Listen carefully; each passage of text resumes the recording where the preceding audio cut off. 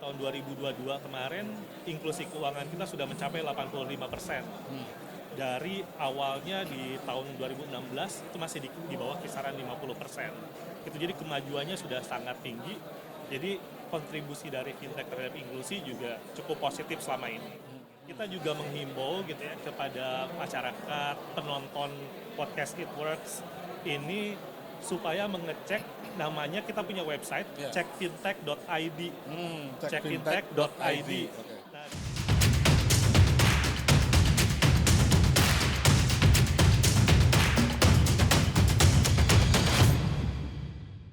Baik, selamat siang. Saya Ahmad Kuri dari Itwork YouTube Media Channel.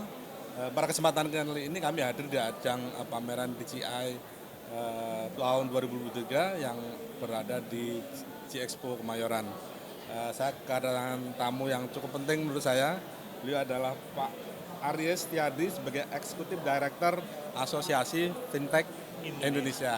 Nah, saya kira ini sesuatu yang menarik ya, karena kita bicara transformasi digital, apalagi semenjak pandemi itu ada tren baru mengenai penggunaan fintech untuk menunjang aktivitas masyarakat. Nah, tentu kita pengen tahu juga bagaimana perkembangannya, dan mungkin nanti bisa Pak Aris bisa cerita fintech itu sendiri seperti apa perkembangannya dan bagaimana strateginya untuk go to masyarakat biar lebih banyak lagi, karena ini juga mendukung program pemerintah ya untuk pembayaran secara dengan uang teknologi ini. Mungkin bisa diceritakan dulu Pak Aris, kira-kira asosiasi ini seperti apa, kemudian sampai sekarang berapa anggotanya, gitu Pak. siap. Boleh. Terima kasih Kang Ahmad. Ya. Jadi AFTEK atau Asosiasi Fintech Indonesia itu asosiasi yang pertama didirikan di tahun 2016 dan menaungi perusahaan-perusahaan fintech di Indonesia. Saat ini anggotanya ada 366. Cukup banyak lah ya. Dengan berbagai jenis model bisnis. Ada mulai dari sistem pembayaran, agregator, credit scoring, financing hub, insurtech, dan lain-lain. Nah, AFTEK sendiri ditunjuk sebagai asosiasi oleh OJK untuk menjadi SRO bagi penyelenggara fintech inovasi keuangan digital atau IKD. Nah, ya, perusahaan-perusahaan fintech IKD ini yang ada di regulatory sandbox-nya OJK. Jadi yang startup yang bisnis modelnya baru-baru gitu, yang belum diatur secara khusus, ada di regulatory sandbox itu. Nah, AFTEK sendiri pekerjaannya gitu ya menjadi penengah antara industri perusahaan-perusahaan fintech dengan regulator. Regulator di sini ada OJK, BI, Kominfo gitu ya, Kementerian Keuangan dan lain-lain. Kita kegiatannya ada policy advocacy, jadi memberikan masukan kepada pemerintah atau regulator untuk aturan-aturan terkait fintech ataupun terkait dengan ekonomi digital secara umum gitu. Dan kita juga memiliki event-event sama seperti sekarang kita gabung di DTICX gitu ya. Ada booth asosiasi, tujuannya adalah untuk memperkenalkan member-member kita. Jadi member kita yang tadi 366 ini kan nggak mungkin buka booth semua di sini, gitu. Jadi kita diwakilkan oleh asosiasi untuk memperkenalkan kepada halayak yang lebih ramai. Gitu. Jadi itu artinya bahwa untuk masuk menjadi member juga ada aturannya, peraturan, ada regulasi, karena tadi ya sudah menjadinya apa tuh dari OJK, SRO. Kalau SRO itu artinya apa Pak ya? Jadi self regulatory organization itu semacam perpanjangan tangan dari OJK untuk bagi perusahaan-perusahaan fintech ini yang di dalam klaster inovasi keuangan digital gitu ya, ketika mereka mau mengajukan status tercatat ke OJK itu harus menjadi anggota AFTEK. Kenapa menjadi anggota AFTEK? Ketika menjadi anggota AFTEK itu ada proses screeningnya. Jadi mulai dari anggota AFTEK ini harus daftar, harus nanti melewati tahapan namanya onboarding. Di onboarding itu harus ada dokumen administrasi, lalu kemudian ada penilaian dari knowledge partner atau pihak ketiga yang bekerja sama dengan AFTEK supaya penilaiannya transparan gitu ya. Lalu kemudian nanti setelah itu ada sesi wawancara Q&A. Baru setelah menjadi anggota AFTEK mereka bisa mengajukan tanda tercatat kepada OJK. Jadi ada pre-screening gitu sebelum kemudian nanti juga akan di-screening ulang di OJK. Apakah termasuk misalnya ketika ada indikasi melakukan pelanggaran atau tidak sesuai itu berarti ada teguran atau mungkin bisa juga dari Betul. Jadi Aptek sendiri. ya di Aptek sendiri struktur susunannya gitu ya, selain ada dewan pengurus harian, ada sekretariat, di kita juga ada namanya dewan etik. Nah, dewan etik ini pekerjaannya adalah menyusun code of conduct atau pedoman perilaku atau kode etik gitu ya, terkait dengan penyelenggaraan usaha fintech di Indonesia dengan berbagai jenis model tadi gitu ya, mau dari sistem pembayaran, agregator, ICS dan lain-lain. Jadi ketika ada indikasi misalkan dari perusahaan fintech yang melanggar gitu code of conduct tadi atau pedoman perilaku tadi, nanti dari tim etik, dewan etik ini bisa memanggil atau bisa juga memberikan surat teguran. Dan kalau sampai parah tentu bisa merekomendasikan kepada regulator supaya izin atau tanda tercatatnya dicabut seperti itu. Tapi itu kalau kasusnya parah banget sih Kang Ahmad gitu. Jadi kalau sebenarnya fintech ini kan jenis usaha baru ya, dan banyak sekarang orang menggunakan gitu, justru masih tumbuh positif gitu dan kontribusi terhadap ekonominya juga baik gitu, baik secara ekonomi nilai nominal maupun dalam rangka inklusi keuangan. Karena kan pemerintah tuh punya target inklusi keuangan nasional Indonesia di tahun 2024 itu 90%. Jadi 90% masyarakat Indonesia tuh bisa mengakses layanan keuangan yang formal, termasuk melalui fintech. Nah, saat ini di tahun 2022 kemarin, inklusi keuangan kita sudah mencapai 85%. Dari awalnya di tahun 2016 itu masih di bawah kisaran 50%. Itu jadi kemajuannya sudah sangat tinggi. Jadi kontribusi dari fintech terhadap inklusi juga cukup positif selama ini. Tapi untuk menjaga tadi hal-hal, kan sekarang banyak penipuan gitu ya, atau ada pelanggaran, kita juga punya mekanisme sendiri gitu. Dan untuk sekarang mungkin juga banyak yang fintech ilegal gitu ya, atau investasi bodong. Kita juga menghimbau gitu ya kepada masyarakat, penonton podcast It Works ini supaya mengecek, namanya kita punya website cekfintech.id. Cekfintech.id. Nah, di situ semua bisa ngecek kalau mau misalkan ada tawaran pinjaman nih gitu. Fintechnya legal nggak? Dicek dulu. Kalau fintechnya legal nanti di situ disebutkan. Misalkan sudah terdaftar di OJK gitu. Atau mau pakai e-walletnya bener nggak gitu. Jangan-jangan penipuan. Bisa dicek, nanti kalau dicek fintech ada, oh ini yang sudah berizin dari BI berarti aman. Tapi kalau misalkan di situ nggak ada, berarti itu ilegal, jangan dipakai. Itu artinya harus dipastikan bahwa mereka sudah terdaftar di OJK Pak ya? Iya, di OJK, BI atau Kominfo. Kominfo, betul. Terus kalau mayoritas apa ya untuk yang bergerak di bidang apa ya? Untuk dari 300 lebih tadi yang sekarang ini paling banyak apa? Paling banyak itu peer-to-peer lending, atau pinjaman online, lalu kemudian ada sistem pembayaran atau payment gateway, lalu kemudian ada agregator, ada juga inovatif credit scoring. Kalau number one-nya masih apa? Peer-to-peer lending. Peer-to-peer lending kita ada 102, lalu kemudian payment gateway atau sistem pembayaran sekitar 70, agregator ada 40, dan credit scoring ada 20. Sisanya berbagai macam jenis yang lain. Sebetulnya kalau kebijakan pemerintah sendiri kan sebetulnya mendorong ya untuk penggunaan seiring dengan kemajuan teknologi ini layanan atau penggunaan uang virtual ini juga didukung gitu. Nah, saat ini apa yang masih jadi challenge-nya, tantangannya itu apa ya? Karena kan sebetulnya kalau dengan pembayaran yang mudah, dengan alat yang mudah yang sudah sah, dimanapun mungkin bisa melakukan trading, bisa ekspor impor dan sebagainya, itu di daerah-daerah bisa. Apa yang masih jadi tantangan besar? Tantangan utamanya sebenarnya literasi dari masyarakat, Kang Ahmad. Karena ketika kita ngomong digital, ini kan nggak semua masyarakat Indonesia melek digital ya. Pertama melek digital, terus kemudian melek keuangan. Gitu. Jadi saat ini misalkan inklusi keuangan kita tuh baru 50%. Tapi inklusi keuangannya tadi udah 85%. Jadi ada sekitar 35% masyarakat Indonesia gitu ya dalam hitungan ini yang sudah bisa menggunakan fintech atau bisa menggunakan layanan jasa keuangan, tapi mereka tuh nggak tahu penggunaannya seperti apa, yang aman seperti apa. Jadi misalkan sekarang tuh mereka masih nggak tahu kalau kode OTP jangan di-sharing gitu. Jadi akhirnya bisa kena penipuan gitu. Jadi itu sebenarnya halangan utama, karena ketika sekali ada orang yang ketipu, dia kan jadi kapok.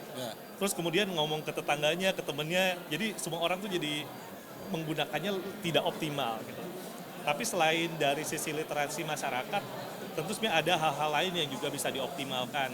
Pertama, dari sisi infrastruktur. Indonesia kan kepulauan gitu. Jadi sekarang ini masih terkonsentrasi layanan fintech itu di Pulau Jawa, Sumatera, dan kota-kota besar gitu. Tapi untuk daerah pelosok gitu ya, daerah pedesaan itu masih cukup minimal. Gitu. Karena infrastruktur tadi ya. Betul. Dan mudah-mudahan dengan palaparing yang ya terlepas dari kasus yang sekarang ini, mudah-mudahan tetap ada solusinya lah untuk bagaimana di daerah juga kan, Satria juga baru diluncurkan. Jadi harapannya sih dalam beberapa waktu ke depan nih infrastrukturnya sudah ada, sudah berjalan, fintech bisa lebih lancar digunakan. Kita juga dari asosiasi dan industri sama-sama menjaga gitu ya, supaya penggunaan fintech ini aman dan nyaman. Ya masyarakat juga bisa percaya menggunakan fintech. Ada kegiatan-kegiatan yang rutin atau mungkin baik termin atau apapun lah yang dilakukan oleh Aptek untuk dalam konteks meningkatkan literasi tadi, ada kegiatan-kegiatan? Ada. Jadi kita dari kegiatan-kegiatan edukasi literasi ada yang namanya fintech talk gitu. Jadi sama seperti podcast gini, tapi biasanya kita lewat Instagram atau lewat webinar. Tapi kita juga ada beberapa event offline. Event offline kita flagshipnya itu ada Indonesia Fintech Summit. Biasanya di 11 November karena itu Hari Fintech Nasional. Dan kemudian 11 November sampai 12 Desember kita ada rangkaian namanya Bulan Fintech Nasional. Jadi sepanjang bulan itu kita punya acara edukasi literasi, promosi, eksibisi, kunjungan-kunjungan ke kampus dan ke daerah gitu ya. Lalu kemudian nanti ditutup di 12-12.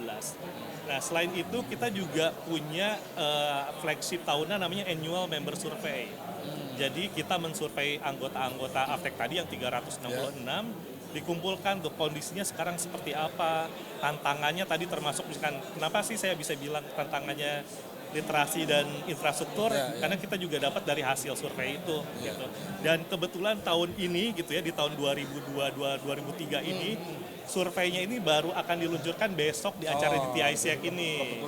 Kebetulan jadi kita makanya semangat kerjasama. Jadi akan nanti tahu bagaimana hasil surveinya.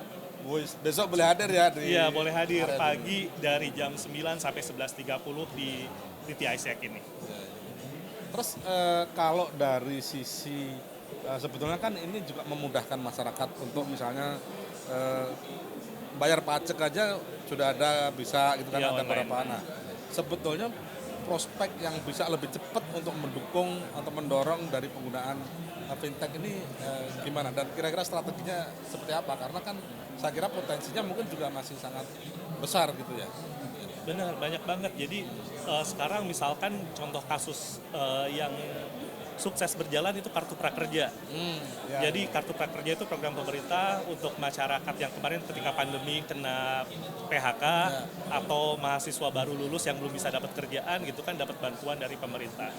Dan berdasarkan evaluasi Kartu Prakerja itu 16 juta orang yang sebelumnya belum punya rekening bank atau belum punya akses terhadap layanan keuangan formal, dengan fintech itu mereka jadi masuk, mereka akhirnya punya e-wallet gitu. Nah tentu itu contoh sukses, tapi harapannya sih lebih masif lagi karena banyak sebenarnya program-program pemerintah yang juga bisa dikerjasamakan dengan fintech gitu. Misalkan penyaluran bantuan sosial, karena sekarang telepon genggam bisa dibilang sudah jadi kebutuhan primer gitu ya. Jadi masyarakat juga aksesnya lebih banyak pilihannya gitu. Bisa menggunakan fintech, lalu kemudian juga identifikasi masyarakat sekarang ada eKYC gitu ya, bekerja sama dengan Kementerian Dalam Negeri di Dukcapil, verifikasinya nggak perlu lagi tuh fotokopi KTP gitu ya, datang secara online, sekarang bisa verifikasi secara digital juga. Itu juga bisa membantu program pemerintah gitu ya untuk bantuan-bantuan sosial ataupun sebenarnya untuk bisnis yang lain juga. Tapi itu mempermudah infrastruktur gitu ya untuk penyelenggaraan layanan jasa keuangan. Kalau mungkin sedikit ke belakang, ada nggak peningkatan yang terlihat signifikan ketika terjadi pandemi dengan penggunaan alat pembayaran dengan fintech? Iya, dari sisi e-commerce meningkat pesat gitu ya, karena ketika pandemi kan orang semua jadi belanja online, ya. begitu pula dengan sistem pembayaran dan digital banking gitu ya, penggunaan e-money juga. Ya. Karena ketika pandemi itu kan memang aktivitasnya berputaran di rumah dan Ya, ya. pertokoan, tapi kemudian semua serba online gitu ya, transfer online gitu, terus belanja juga online. Jadi yang paling tinggi memang dari sistem pembayaran, kemudian dari e-commerce gitu ya. Dan tadi sebenarnya infrastruktur pendukung gitu ya, kayak eKYC gitu. Kalau dulu kan orang mau buka rekening atau mau buka layanan jasa keuangan tuh harus datang ke bank atau ke kantor cabang gitu. Ya. Nah sekarang dengan eKYC bisa dari rumah gitu ya, pakai kamera gitu ya. Itu udah bisa terverifikasi kalau orang itu beneran ada dan bener orang itu gitu. Akses pinjaman juga ketika pandemi kan cukup banyak ya gitu, seperti itu. Jadi banyak area-area fintech yang ketika pandemi fintech ini kan udah ada dari 2014-2015 ya. Aptek sendiri berdirinya 2016. 16. Tapi ketika pandemi itu kenaikannya lebih pesat. Tentu kita tidak mengharapkan itu pandemi gitu, tapi memang pandemi menjadi katalis dari Booster ya. ya jadi booster pengembangan fintech yang lebih pesat. Harapannya sekarang infrastrukturnya sudah berjalan, didukung juga dengan infrastruktur teknologi yang lebih baik, masih tetap bisa tumbuh positif. Terus satu sisi yang saya kira tidak bisa terlepas dari meningkatnya transformasi digital di kalangan masyarakat, terutama semenjak pandemi adalah bagaimana mengenai tantangan dari IT security atau cyber security. Apalagi ini menyangkut soal financial misalnya. Nah, bagaimana Aptek mensiasati hal itu dan apakah ini masih menjadi big challenge enggak sih, misalnya orang yang wah aku mau pakai fintech aman nggak misalnya, gimana bagaimana meyakinkan dan bagaimana mengedukasi. Benar, cyber security itu jadi tantangan banget karena namanya fintech ya, financial technology gitu. Jadi ada teknologinya dan ketika ngomongin teknologi, baiknya ke digital trust gitu kan.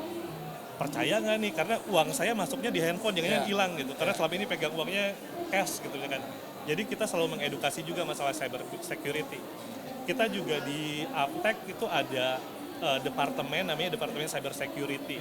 Jadi kita memang juga kerjasama dengan perusahaan-perusahaan teknologi untuk edukasi kepada member-member kita gitu, bahwa untuk penggunaan cloud computing yang aman, data server yang aman gitu ya. Kemudian sekarang dengan ada UU PDP juga dari Kominfo kan memberikan keyakinan yang lebih gitu ya, bahwa perusahaan-perusahaan fintech ini harus memenuhi nih kriteria tentang data, kemudian bahkan ada data officer-nya akan diatur juga gitu. Jadi harapannya dengan tadi institusinya sudah ada gitu, UPDP, kita dari asosiasi mengedukasi member-member kita dan member kita juga patuh gitu ya terhadap kode etik, kode perilaku yang pedoman perilaku yang diterapkan oleh Aptek dan juga oleh regulator. Harapannya ini bisa menciptakan rasa aman bagi masyarakat. Tapi balik lagi tadi, literasi keuangan kita masih rendah ya. Jadi masih tetap harus digenjot gitu ya usaha untuk mengedukasi masyarakat. Dan harapannya melalui podcast It Works ini juga nanti banyak penonton yang lebih percaya lagi nih terhadap penggunaan fintech gitu, Kang Ahmad. Baik, terima kasih perbincangan kita pada kesempatan kali ini. Saya kira tadi tergambar ya bahwa ada tantangan-tantangannya tapi juga peluang yang besar, dan ini tentu juga menjadi PR untuk semuanya karena pemerintah punya komitmen untuk mendorong industri ini karena perannya juga banyak, bisa memudahkan masyarakat juga, bisa mendorong juga industri juga. Demikian, terima kasih perbincangan kami dengan Pak Aris Setiadi sebagai Eksekutif Direktur Asosiasi Fintech Indonesia. Mudah-mudahan bisa mencerahkan dan menambah wawasan kita semua. Saya akhiri, Assalamualaikum warahmatullahi wabarakatuh. Waalaikumsalam, terima kasih Kang Ahmad.